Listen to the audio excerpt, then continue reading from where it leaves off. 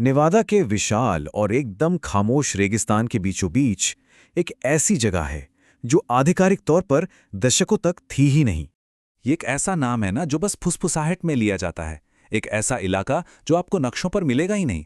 दुनिया का सबसे मशहूर, सबसे गुप्त अड्डा।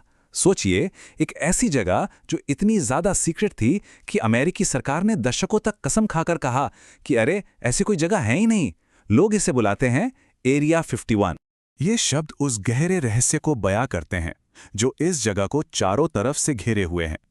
दशकों से लोगों ने यहाँ ऐसी चीजें देखी हैं जो फिजिक्स के नियमों को ही चुनौती देती हैं, और इन्हीं साइटिंग्स ने अटकलों और कहानियों का एक कभी न खत्म होने वाला सिलसिला शुरू कर दिया है। यही वो एक सवाल है जिसने अनगिनत लोगों को अपनी तरफ खींचा है। क्या यह सिर्फ एक और मिलिट्री बेस है, जैसा कि वो हमें यकीन दिलाना चाहते हैं, या फिर कुछ ऐसा है जो हमारी दुनिया से परे है, जो दुनिया की नज़रों से दूर यहाँ छुपा हुआ है? चलिए इस रहस्य के रेगिस्तान में और गहराई तक उतरते हैं। जरा सोचिए, कोई नेवादा के सुनसान रेगिस्तान से देर रात अकेले गाड़ी चला रहा है। मीलों मील तक कोई और नहीं। ऊपर सितारों से भरा आसमान है और धीरे धीरे गाड़ी के रेडियो का सिग्नल भी खामोशी में डूब जाता है। तभी सड़क के किनारे ऐसे वार्निंग साइन दिखने लगते हैं। कोई ऊंची दीवार नहीं, कोई गार्ड्स नहीं, बस सन्नाटा और एक सड़क जो सीधे अंधेरे में गायब हो जाती है। ये एक ऐसी जगह है जो बिना कुछ बोले ही चीख चीख कर कह रही है, दूर रहो। दशकों से इस तरह की रिपोर्ट्स ने एरिया 51 के रहस्य को और भी ज्यादा गहरा कर दिया है। गवाहों ने ऐसी चीजें देखने का दावा किया है जो किसी भी जाने माने एयरक्राफ्ट की तरह नहीं चलती। यही वो कहानियां हैं जिन्होंने इस जगह को एक लेजेंड, एक मॉडर्न मिथक बना दिया है। और बस यही वो सवाल है जो हर कॉन्स्पिरेसी थ्योरी की जड़ में है। मतलब अगर ये वाकई सिर्फ एक ट्रेनिंग ग्राउंड है, तो फिर इतनी जबरदस्त सिक्योरिटी क्यों, इतनी ज्यादा सीक्रेसी? ये जो ऑफिशियल कहानी है और जो जमीन पर हकीकत दिखती है, इनके बीच का जो ये फासला है ना, बस वहीं से सारे सवाल पैदा होते हैं। और यहीं से एरिया 51 की कहानी एक अलग ही मोड़ लेती है, जो हकीकत से निकलकर साइंस फिक्शन के दायरे में चली जाती है। अफवाहों का ये तूफान 1940 और 50 के दशक में शुरू हुआ, जब पूरे अमेरिका में यूएफओ देखे जाने की एक लहर सी चल रही थी। रॉसवेल की घटना ने एक कहानी को जन्म दिया कि उस तथाकथित यूएफओ का मलबा और शायद उसके एलियन पायलट्स की बॉडीज भी नेवादा के एक टॉप सीक्रेट बेस पर छिपा दी गई थी। एक ऐसा बेस जो नक्शों पर नहीं था, जो पहाड़ों और रेगिस्तान की आड़ में सबसे छुपा हुआ था।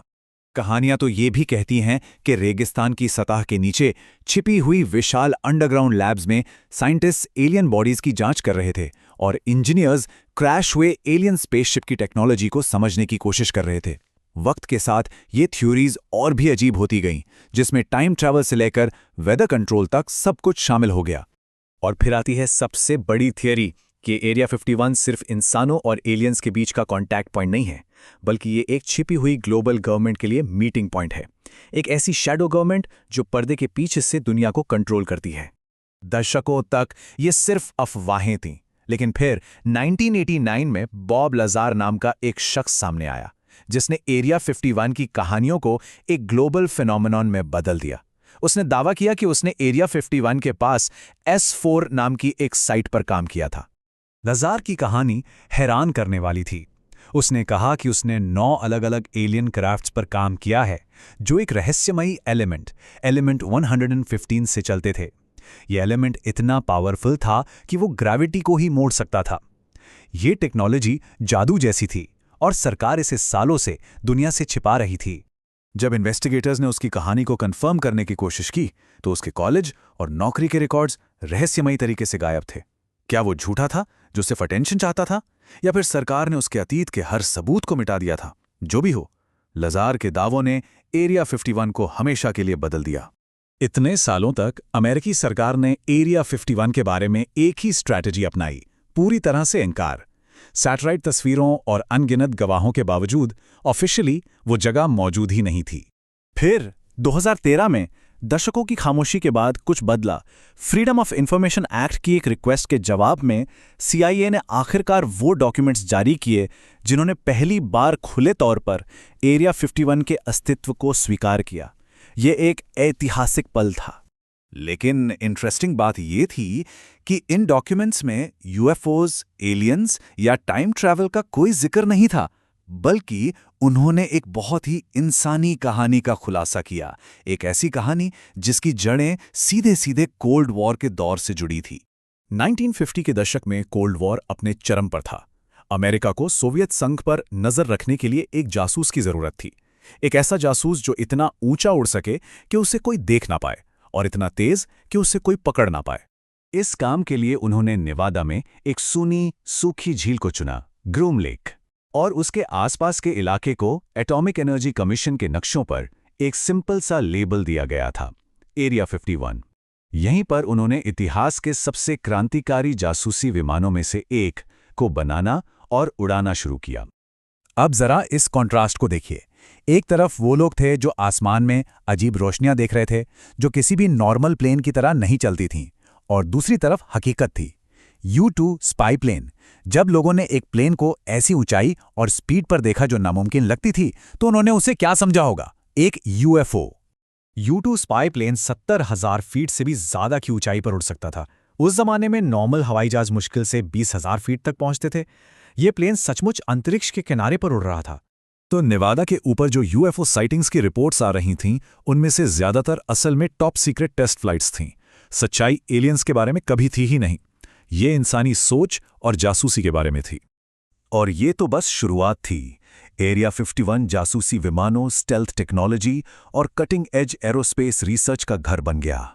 बाद में A-12 ऑक्सकाट और F-11-17 नाइटहॉक जैसे स्टेल्थ फाइटर जेट्स का भी यहीं पर टेस्ट हुआ, जिनके अजीब डिजाइन और खामोश उड़ान आसानी से किसी को भी धोखा दे सकते थे।